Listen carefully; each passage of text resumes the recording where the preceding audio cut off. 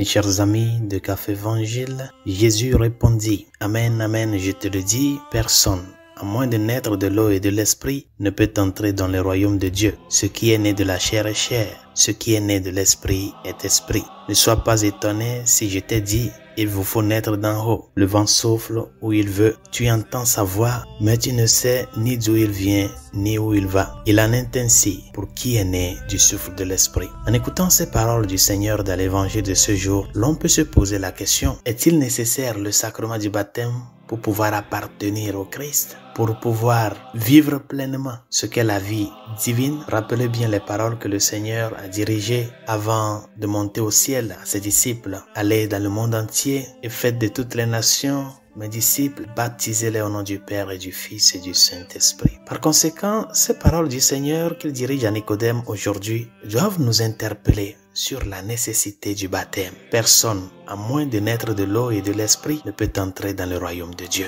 nous dit le Seigneur. Beaucoup sommes-nous aujourd'hui qui déjà m'ont franchi la porte du baptême. Le baptême est nécessaire, mais le baptême ne suffit pas. C'est le baptême par conséquent qui nous ouvre la porte de la vie en Jésus-Christ. Mais nous avons tout un chemin à parcourir. Aujourd'hui, il y a plein de chrétiens qui s'autodéfinissent chrétiens parce qu'ils ont été baptisés et qui ont abandonné la pratique de la foi. N'oubliez pas, chers amis, que la vie chrétienne est un cheminement. Quand le baptême nous ouvre la porte, c'est que nous puissions avoir les moyens nécessaires pour pouvoir faire ce chemin-là. Sans la porte, nous ne pouvons pas entrer dans le bercail. Je suis la porte, dit le Seigneur dans l'évangile de Saint Jean. Mais en franchissant la porte, nous avons encore du chemin à parcourir. C'est pour cela, il est très important les sacrements d'initiation chrétienne. Après le baptême, il y a ce qu'est le sacrement de l'Eucharistie et le sacrement de la confirmation qui vient mettre en exergue notre maturité dans la foi. Si nous sommes nés de l'Esprit, chers amis, nous sommes appelés à nous laisser guider par l'Esprit. Tu ne peux pas te dire baptisé et vouloir construire ta manière de vivre ta foi.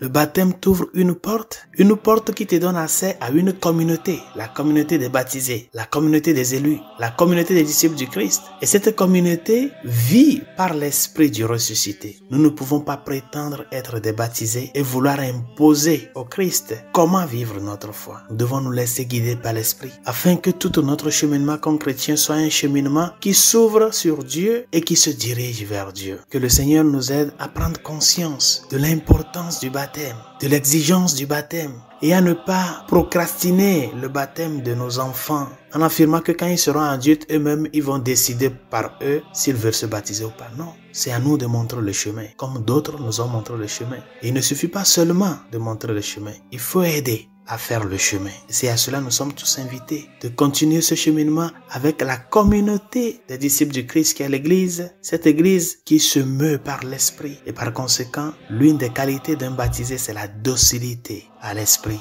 dans l'Église. Écoutez la voix du Christ qui te parle par ses pasteurs, par son enseignement et à travers les sacrements qui ne sont autres que ces canaux de grâce qui nous soutiennent sur ce chemin, qui nous mènent vers la pleine vie, la vie éternelle, cette rencontre effective et affective avec le Seigneur après notre mort terrestre. Que sa grâce nous y aide. Bonne journée. Dieu vous bénisse.